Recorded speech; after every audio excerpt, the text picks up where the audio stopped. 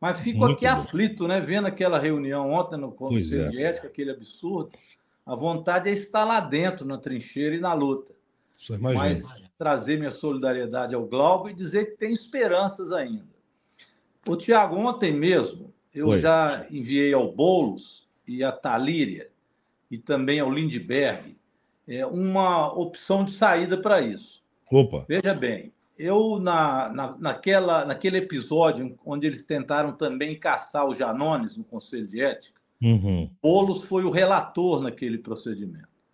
Foi naquela época que houve um quiprocó enorme lá dentro e aquele deputado Éder Mauro quis Isso. agredir o Janones, aliás, vários deles. O Éder Mauro foi um que foi furioso.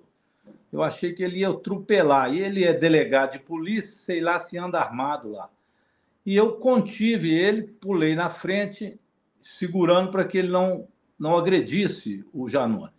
E Uhum. ele simplesmente me deferiu um monte de pontapés, fez uma agressão terrível contra mim, e eu, terminando aquilo, o Janones saiu, o Boulos também, enfim, não foi cassado, e eu fui até o médico, fiz o exame de corpo de delito e fiz aquilo que tem que fazer. Fui na corregedoria e entrei contra esse deputado Helder Mauro, demonstrando os vídeos onde ele não aparece ele me chutando, porque foi por baixo, covarde que é.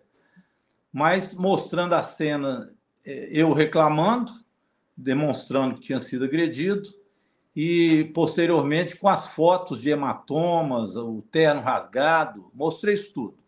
Fui ao corregedor e entreguei esse processo de agressão de um deputado, porque eu estava segurando ele para que não batesse em outro. Pois bem, esse foi o quadro que nós encontramos naquele dia. Esse processo ficou na corredoria, o corregedor viu indícios de agressão e enviou para a mesa da Câmara. O presidente, na época, Arthur Lira, então autorizou, porque tem que ser dessa forma, que entrasse com o procedimento de análise e de inquérito, abrisse, portanto, o procedimento de investigação da agressão dele. Isso já terminou na corredoria, está na mão agora do Hugo Mota. Ora, se estão querendo caçar o Glauber, porque ele agrediu alguém que fez provocação contra ele, e aí as cenas são explícitas de provocação, que o pessoal do MBL foi fazer, xingando a mãe dele, etc., o tirou do sério, e ele reagiu como qualquer pessoa reagiria naquele quadro. Eu mesmo já reagi assim, vocês lembram que eu dei um tapa no celular de um assessor de um deputado que estava me provocando na CPMI. E, portanto, o que o Glauber fez foi uma reação àquele processo de agressão, inclusive em relação à própria mãe dele. Um negócio assim, estúpido. O Éder Mauro, que eu não o xinguei, não fiz absolutamente nada, fez esta agressão para poder agredir o Janones, está nas mãos do Hugo Mota. Nós temos que saber se ele vai ter, então, qual reação em relação a isso, se é a mesma ou não. Então, eu O já Éder estou Mauro que agrediu também o sindicalista, o Tião Roqueiro, que participa aqui da nossa programação. Tá sempre aqui o Tião Roqueiro. Então, quer dizer, é residente, né, deputado? Residente, é bom lembrar, a Natália Bonavides lembrou isso ontem. Ele também agrediu uma pessoa que estava na Câmara, então, que é o motivo que eles querem para caçar o Glauber. Só que essa pessoa que estava lá não estava provocando o Éder Mauro, mas ele agrediu por ser uma pessoa de esquerda. Ora, vamos ver com o presidente Hugo Mota como é que é isso, 2 pesos e 2 medidas. Então, esse Pois então. processo eu estou de olho nele. Vou reiterar hoje mesmo ao presidente Hugo Mota que remeta isso para o Conselho de Ética, que dê uma solução para isso. Mas não pode ter, neste caso, ele é bem esclarecedor de que o que foi feito pelo Éder Mauro não tem nem comparação com a questão do Glauber. Então, não é possível que o Glauber seja cassado e Éder Mauro simplesmente esquecido do processo que fez. Então, eu acho que isso aí vai também dar uma chacoalhada, vamos dizer assim, pelo menos nos argumentos lá na Câmara. Vamos ver, vamos lutar para que esse absurdo não aconteça.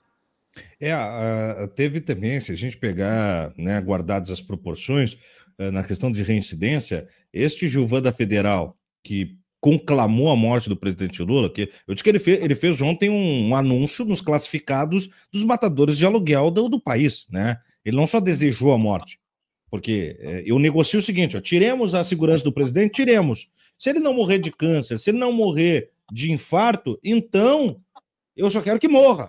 Para mim, não é um apito de cachorro para tios Francis, é um chamamento claro.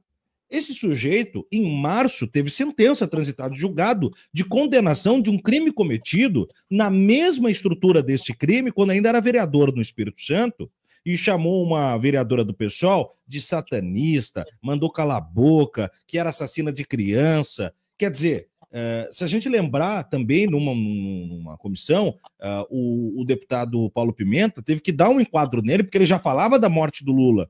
Uma atitude recorrente dessa não é levada à apreciação, não é no mínimo cogitada na comissão de ética, no conselho de ética. Como assim, o deputado Rogério?